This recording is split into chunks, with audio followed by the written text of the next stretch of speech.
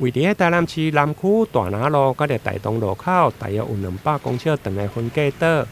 因为椰子树的景观设计被批评造成公车歹停，车辆无法度路边停车，影响着居民的交通安全。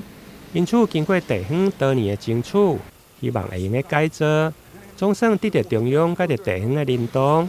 对此，当地里长刘显明嘛表示，既然中央甲地方认同，嘛希望地方少数人的意见会用来尊重多数人。我们大林路这个工程路面工程的改进这个已经讨论过很久了。那公务局也针对这个问题开过说明会。那在说明会当中，在地的居民一致的赞成，针对这个危险的路段能够做改善。毕竟现在交通部也在推动一个以人为本的交通，而且我们讲实在的，我们也很想移除这个所谓的行人地狱。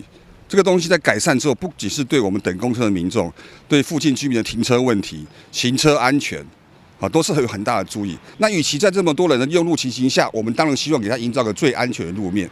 那在公听会说明会已经完全的达成共识之后，当然我们尊重少数人的一些意见，那也请少数人尊重我们在地人多数的意见。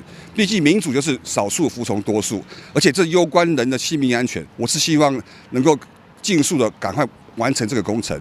虽然进前一届讲要移除，但因为地方少数人有意见而暂缓。